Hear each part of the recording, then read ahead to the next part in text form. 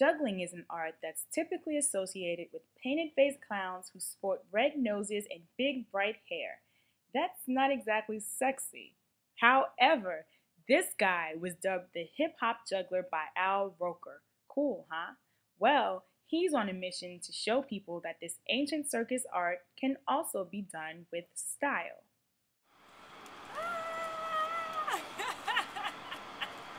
Oh my goodness!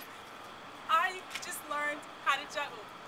What's going on, world? You're checking into Gangstar Girl TV, and it's your girl Starreen, aka Gangstar Girl, and I'm sitting here with Paris, also known as the Hip Hop Juggler. So, Paris, first of all, how did you come to be known as the Hip Hop Juggler? Well, it started, me growing up in Harlem. The Dapper Circus had a program outside my school. It was the outreach program where they'll teach inner city kids circus art skills for free. And we all liked the stunts that we were doing, all the skills that we were learning. We didn't like the way they were presented. I mean, being a clown to us was not cool. You can't put paint on my face, have me wear giant shoes, and then a funky shirt that doesn't match. That wasn't happening. So they said, you guys can go out and do it any way you want. So then part of my identity had always been hip-hop growing up in New York in the 80s. So it was only natural that I threw that into my style. Now, being that you did grow up in Harlem, and I think people have sort of a stereotypical image of juggling, how did that work with you growing up when you grew up? Well, I always was known to do different from what everybody else was doing. I couldn't help it. I was considerably shorter than every kid in my age. I was poorer than every kid in my class. So being different didn't affect me because I was always used to being something different. And then I just figured out, as long as I was good at it, worked hard and believed in it, people would respect it regardless. And do you know anything about the history of juggling? Like, how far does it go back? What I've been told is that it goes back to even as far as ancient Egypt, even in the pyramids, you get people, hieroglyphics and images of people juggling. Can't really talk to you about the origins. What I could say is that I don't really look in the past of juggling. I more look at what I created. I stare at the past and I try to be like what I've seen. Artistically, I think that doesn't really work very well for me standing out. So, is there anything that you can't juggle? See, I don't think I can juggle these earrings. I probably could. That's funny. Now, I know that you juggle for a living.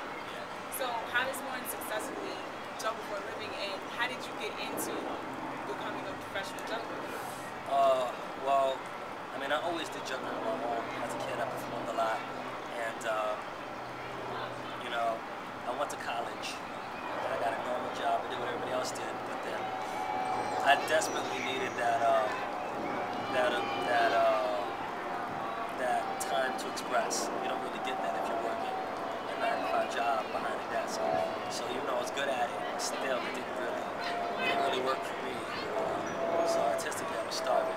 So while I was at work, I had a call from Dapper Circus, said that they wanted to start a new outreach program. They wanted me to work, and I was like, I got this job. About a year later, I called back saying, you still got that job open. So I started teaching, and then with teaching came performing. So what about juggling fulfills you? Juggling itself, because there's juggling, there's performing. Juggling itself, you get to see something start from scratch and watch it build.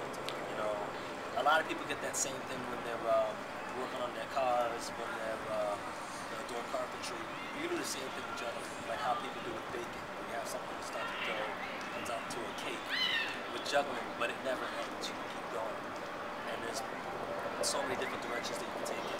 And in terms of performing, what gets me is always coming up with something new. Audience reaction is big for me.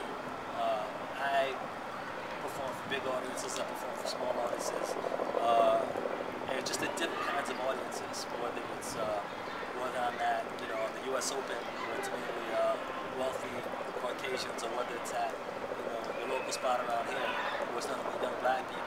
There's material for all of them, so I can test out that material for each group and see how they react. My whole mission is basically to present juggling that's infused with hip-hop in a way that people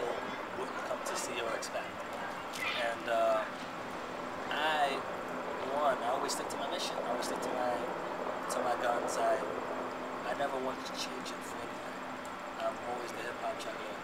You know, I always have my style. And when people meet me, you know, I'm always wanting to explain. And it's not like they're trying to knock me or anything. Most people do, and I thought too. You know, juggling, they think of clowns, they think of circuses, and they think small children. And I said, hey, listen, I asked them my better stuff is my adult stuff. So they're like, wait a minute. So they come and see my show, and they're like, all right, I've heard this many times, so I've never seen juggling like that before.